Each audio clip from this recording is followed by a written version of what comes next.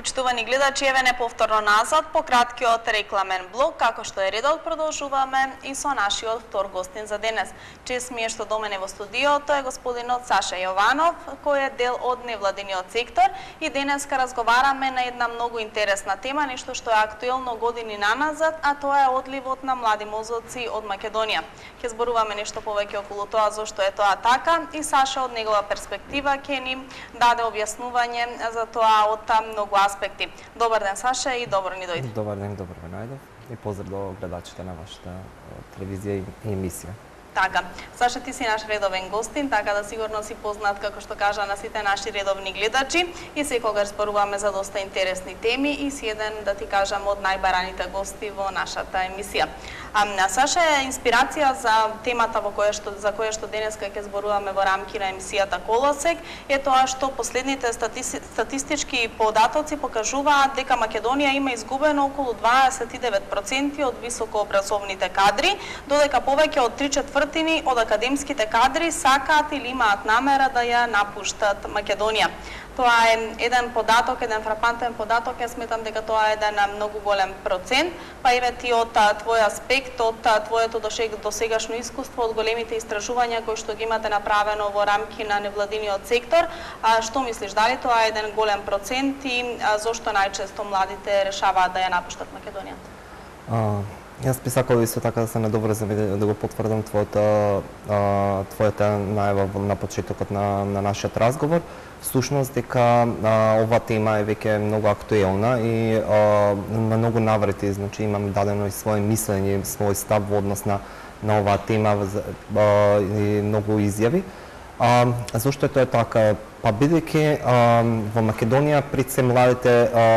како што напомнав, дел од невладиниот сектор, значи работам во Сдруженијето Хуманус, сум дел од генералниот секретаријат на Македонската платформа за борба против сиромаштијата. Делот младите, кажавме дека се високо образовани, според од податоци, статистички податоци, 200 и нешто илјади, значи граѓани, посебно дел од младите, се иселени од Македонија, се во други држави, каде што веројатно нашле подобра работа или подобар и поквалитетен живот од животот во Македонија. Тоа се, значи, податоци кои што потврдуваат официјално регулиран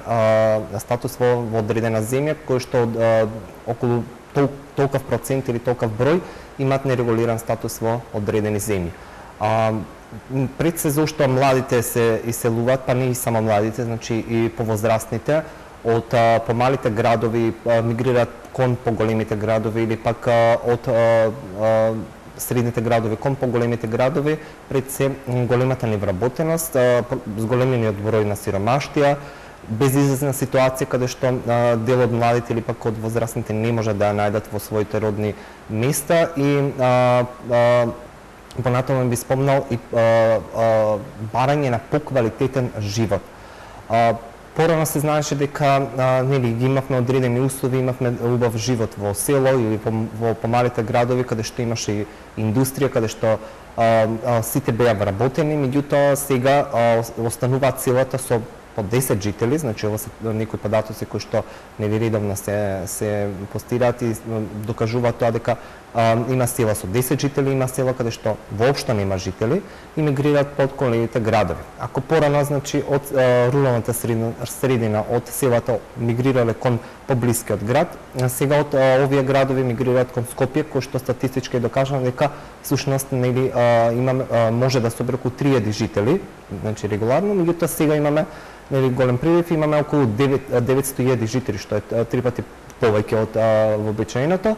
И сите овие, значи младите кои доаѓаат да учат или да студираат во Скопје, остануваат бидејќи можат полесно да дојдат до работа или до попристојна работа во овој град. Исто така со дисперзираните студии, нели, кои што се спуштени во помалите градови, дел од младите кои што се наоѓаат во овие градови и немаат вработување како завршат средното образование или средно стручно образование, се решаваат да студираат, нели, за да го пополнат тоа време кое што им е останато, имаат вишок време затоа што немаат каде да работат. И по завршувањето на овие студии, тие сепак не прифаќаат било каква работа во нивните градови или понатаму не ја гледат перспективата во нивниот роден град или во Македонија и затоа одат во другите држави. Сметам дека Македонија долго време ќе се соочува со овој проблем, затоа што немаме некоја излезна ситуација, односно немаме начини како овие млади, како што кажам, млади образовани мозоци да останат во Македонија, туку тие веќе го завршиле своето образование, веќе се едуцирани и одат како готов производ во друга држава. Така. Еве спомена и ти во одговорот во текот на разговорот досега дека една од главните причини за миграција од цело град, миграција од Македонија во другите држави е токму сиромаштијата, токму еве барањето на поквалитетен начин на живот. Оние еве постарите кои што можеби се одлучуваат да заминат на работа во некои други држави, меѓутоа помладите, дали можеби причината за оние високообразовни кадри кои што ја напуштаат Македонија е тоа што еве во Македонија можеби не им се нуди доволна плата со оглед еве на нивните знаења и на нивните способности, па на некој начин можеби се приморани да го сторат тоа. Точно е тоа дека во Македонија не би добиле реална плата според нивниот квалификација или според нивниот назив на тоа што имат завршено, меѓутоа интересно е и фактот дека доколку ние сакаме да го растеретиме Скопје и да отвориме други работни места, да речеме, или пак жителите од поблиските градови. Македонија е мала земја, значи од најоддалечената точка можете да стигнете за 2 до 2,5 часа максимум. За да имаме ние добра патна инфраструктура, значи можеби дел од овие граѓани ќе би живееле во своите родни места и би доаѓале на работа во Скопје, меѓутоа тоа може моментално да го направат само Куманово и Велес, каде што патувањето е максимум 30 минути за да стигнат на своите работни места доколку работат во Скопје. Еве ќе земам примери исто во Демиркапија. Значи патувањето е, бидејќи потекна моментално, и патувањето е скоро 2 часа со, да речеме, со возом. Да имаме ние добра патна инфраструктура, можеби луѓето кои што би нашле работа во Скопје, меѓутоа би останале заради по не исто да живеете под килјани, исто да живеете во своето природно огниште, значи имате други трошоци кога сте во Скопје, други трошоци се во своето родно место или во помалите градови. Меѓутоа, сакам да кажам дека иако државата дава субвенции за да ги задржи овие млади образовани кадри, субвенциите се негде до 3000 денари, меѓутоа не се искористени доволно, значи треба да се направи една анализа да се види колку од овие субвенции кои што ги дава државата се искористени, а колку не се искористени и зошто не се искористени и зошто овие млади кадри одат понатаму, односно се силуваат од Македонија. Од моја гледна точка е затоа што вие доколку добивате 3000 евра, меѓутоа имате разни процедури кои што морате да ги поминете за да отворите свој приватен бизнис или да се самовработите и дел од овие пари дури не може да ви стигне за да го отворите вашата фирма или да го развиете вашиот бизнис. Понатаму доста процедури кои што се барат од страна на државата да ги спроведат овие мали фирми или поголеми фирми, доста прирачници, доста елаборати кои што да речеме за да го изработите тоа ви требаат од 700 евра па нагоре. Исти цените или исти се барањата и за вработен еден вработен и за вработени од 100 до 200 да речеме во еден производен погон, се исти барањата што на всушност не може ни овој човек кој што би ги земал овие субвенции од страна на државата да го издржи тој терет кој што се бара во однос на исполнување на одредени стандарди. Понатаму ќе би ги споменал и да речеме инспекциите кои што доаѓаат да увидат како една фирма работи и се имаат доста властување да ако не се спроведат одредени процедури да таа фирма биде казнета, што значи ако ти си само вработен и немаш одредени процедури или не можеш да ги следиш затоа што немаш доволно финансиски средства, се разбира дека твојата фирма би подлежала на затварање и тука сепак остануваме повторно без работа. Жална е сликата низ Македонија. Значи не нудат некоја голема иднина оние субвенции? Не, во никој случај не нудат иднина затоа што имаме закони кои што ни бараат многу, меѓутоа државата дава сосема малце од она што нели понатаму се бара. Може би да се растеретат оние од страна на државата, да се растеретат овие приватни фирми, да може да има возможност услови за да стигнат до одредена висина каде што би можеле самостојно да застанат на своји нозе и да речат да, ние сега работиме, произведуваме и можеме понатаму да вратиме во државата, меѓутоа тука тоа би останало да се реши малце на подруг начин или пак самите луѓе кои што одат кон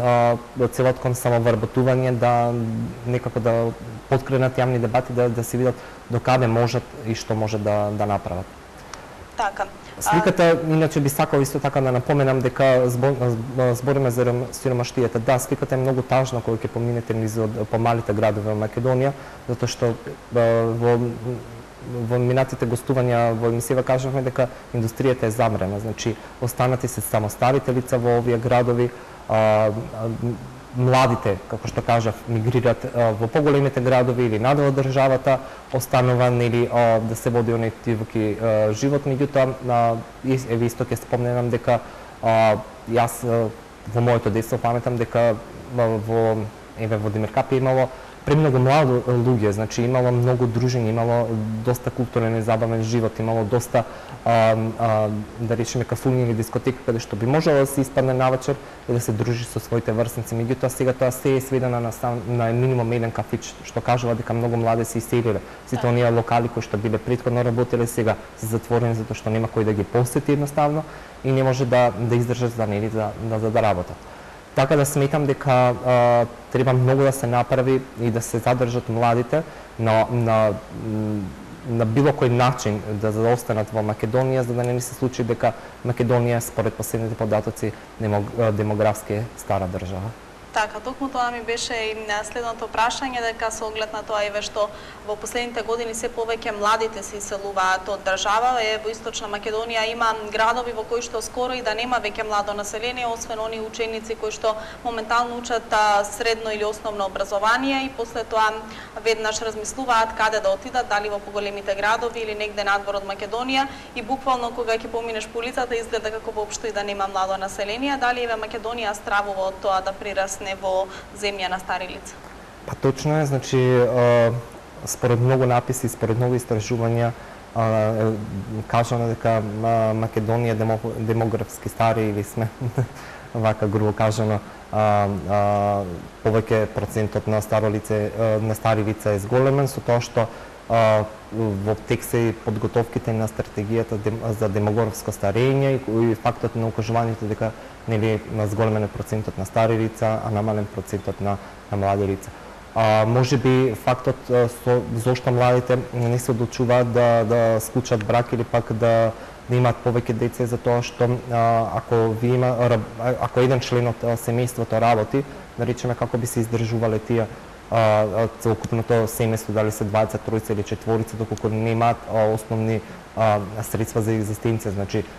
ние кажавме дека во едно истражување дека на луѓето немаат достоинствен живот, односно немаат квалитетен живот, затоа што секогаш, да речеме, со една плата, додека ги платите ве режиските трошоци, купите храна, значи не водите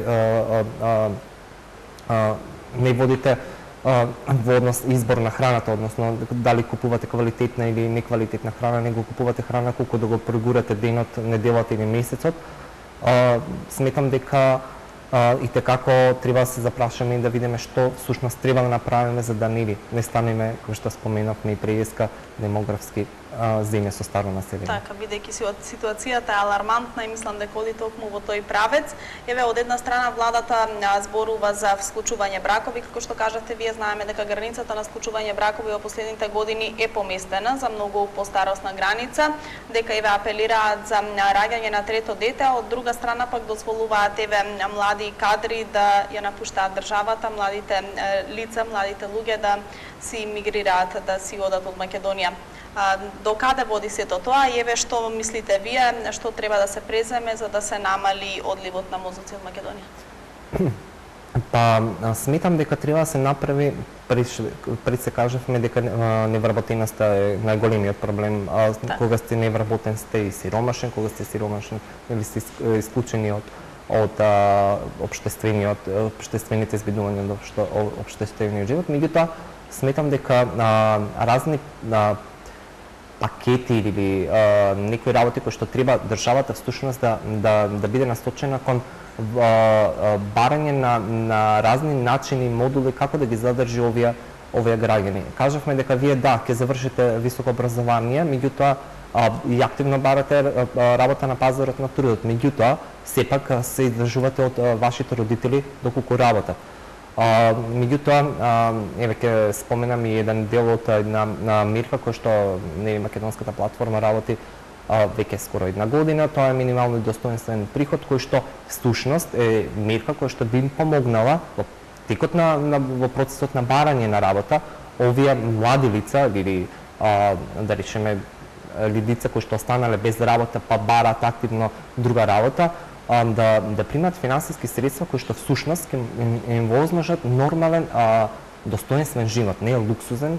него достоинствен живот во однос на плаќање на сметки, во однос на да речеме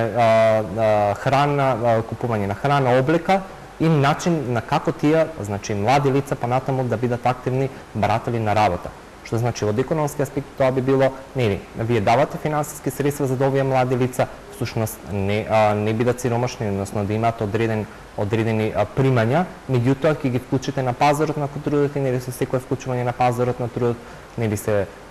зголемува и буџетот, нели придонесуваат овие млади лица. Значи, одредени мерки кои што ќе бидат насочени не само кон младите, но кон сите граѓани кои што ќе намалат сиромаштијата,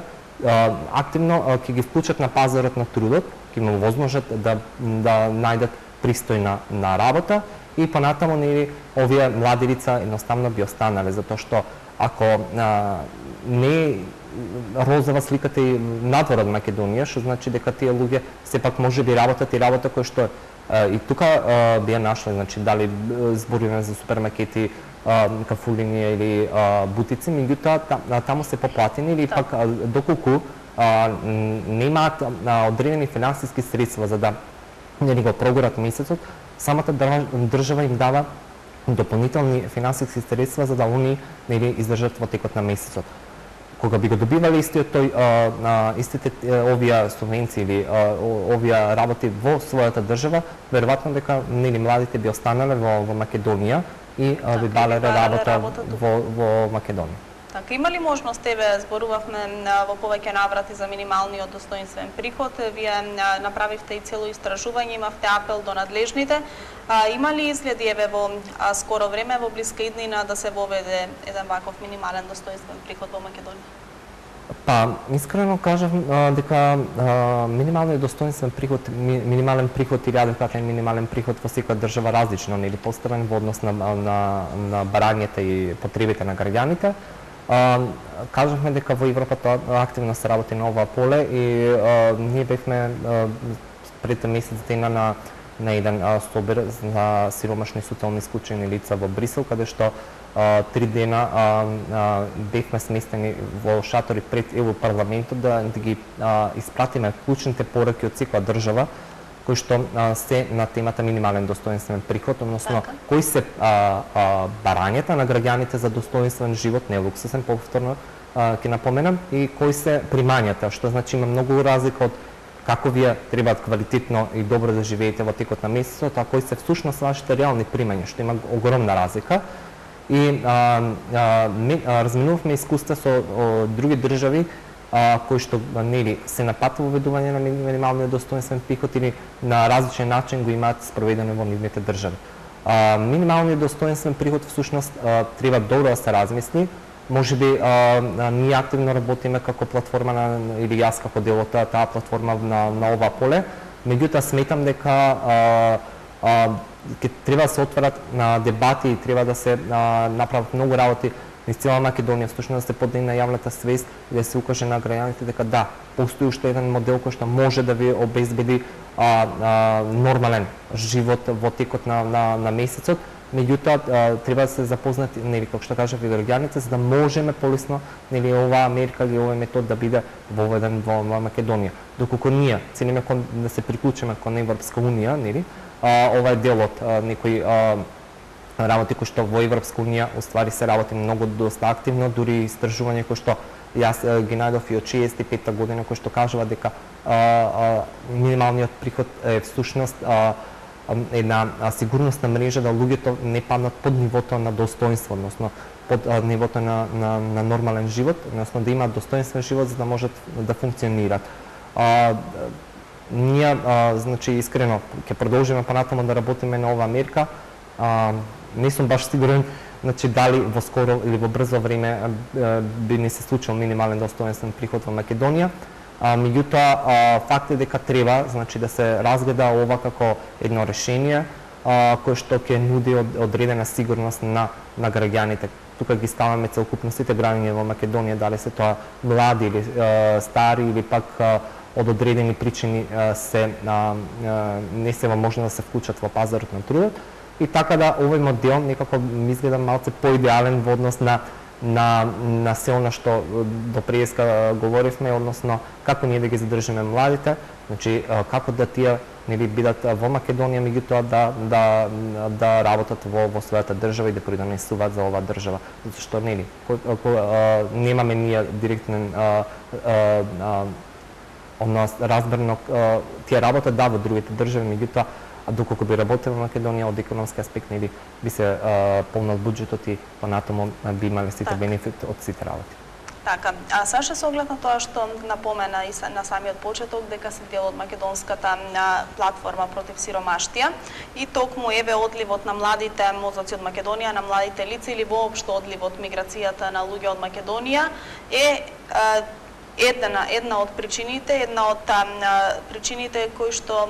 доведува до тоа и сиромаштијата. Да. Тоа ги поттикнало во најголем случај луѓето да мигрираат од Македонија. Кои се други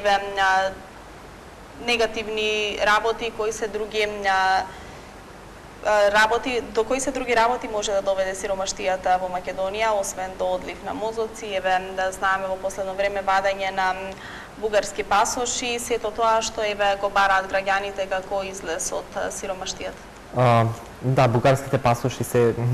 исто така актуелна тема која што навистина има доста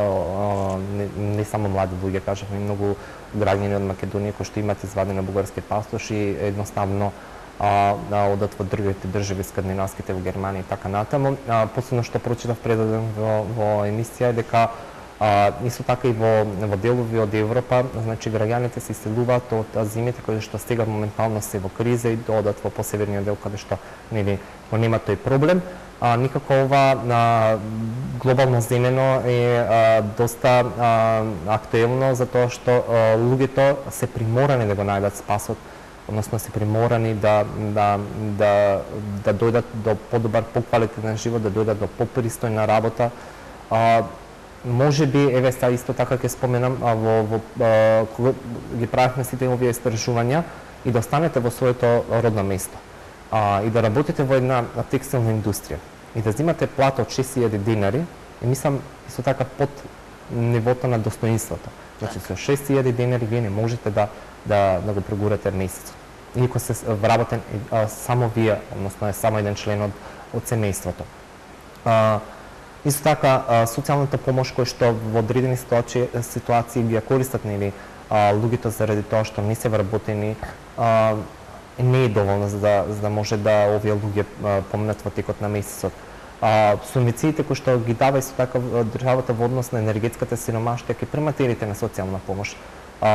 Условите се доста ригорозни со тоа што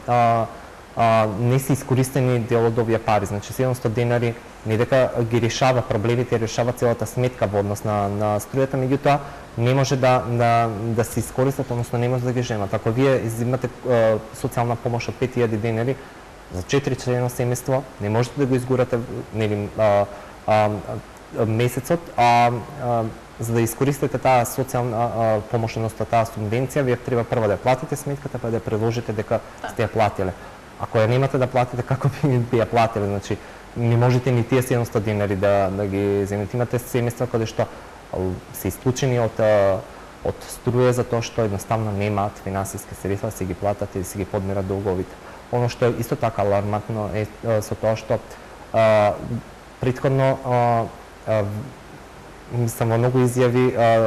кажам дека ако си сиромашен е срамно е да кажеш, меѓутоа сега веќе луѓето од безизвестна ситуација не може да најдат начини како да го прогорат месецот, почнуваат да се јавуваат и да кажуваат да, јас сум сиромашен, да, мене ми треба облека, ми треба храна. Значи имаме доста лица кои што ни се јавуваат и барат помош од нас како ние да им помогнеме во однос на тоа да го прогорат месецот. Ние можеби не можеме да го решиме тоа моментална помош, меѓутоа е доста алармантна ситуација да кажат дека во Македонија им треба помош во однос на облека, во однос на храна, затоа што не може да се го дозволат ниту тоа. Така. Еве сиромаштијата знаеме дека доведува до многу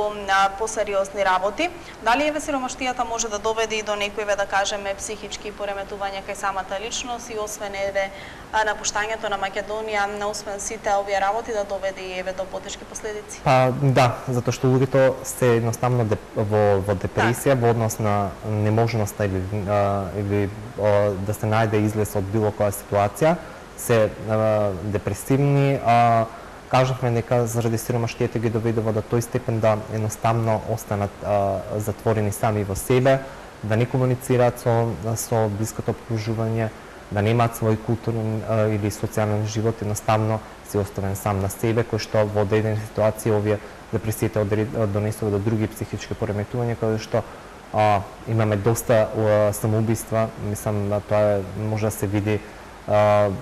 секојдневно, значи има секој кој што се самоубил затоа што некој се самоубил затоа што не може да се ги купи лековите или не сака да биде терет на семејството, иако знаат дека нема доволно финансиски средства. Некој се самоубива затоа што едноставно не може да го издржи тој притисок кој што секојдневно им се јава кога ќе станеш, кога знаеш дека нема што да јадеш, дека нема што да како да ги платиш, да ги подмориш долговите, едноставно влегуваш се повеќе во долгови, повеќе во депресија. Донесуваат и текако во доста низа проблеми, меѓутоа сметам дека сепак и текако треба да се поттикне прашањето за она вистинска и реална слика за сиромаштијата во Македонија. Затоа што кажав дека во Македонија малку се поместено нели сиромаштијата не е исто како и во другите држави, значи сиромаштијата во македонски контекст е многу поразлична. Ако во другите држави сиромашен си затоа што не можеш да отидеш на одмор или сиромашен затоа што не можеш да си дозволиш одредени нови технологии кои што се излезени, а ти немаш пари да ги купиш, ти во Македонија збориме сиромашен затоа што немаш да си купиш леб да јадеш. Така, немаш што да јадеш. Така, Саша, бидејќи толку ни дозволува времето во оваа наша емисија, ова е една доста сеопфатна и интересна тема за која што можеме да зборуваме долго, меѓутоа еве се надевам дека ќе имаме повторно прилика да наседнеме и да поразговараме за некои од овие интересни теми кои што ги засегаат голем процент од граѓаните на Република Македонија. Јас искрено се надевам дека со овој разговор успеавме еве да ја подигнеме свеста кај сите граѓани, кај сите кои што моментално не гледаат, да се борат за нивните права и еве да се надеваме дека ситуацијата во Македонија со сиромаштијата наскоро ќе биде барем подобрена, ако не повеќе. Па, реално да, треба да се вклучат сите граѓани во однос на барање на своите права, во однос на давање на реалната слика за сиромаштијата. Младите исто така, доколку нели во Македонија не се обезбедат одредени услови, ние понатаму ќе се случуваме со истиот проблем, меѓутоа треба, како што кажав и претходно, треба да се најдат различни модули и мерки кои што државата ќе ги понуди на своите граѓани, а сепак тие да бидат среќни и задоволни во својата држава. Така, Саша, ти благодарам уште еднаш за твоето гостување. Благодарам и на вас. Почитувани гледачи, вие останете со нас, по кратка пауза се враќаме повторно во живо од студиото на МТМ телевизија.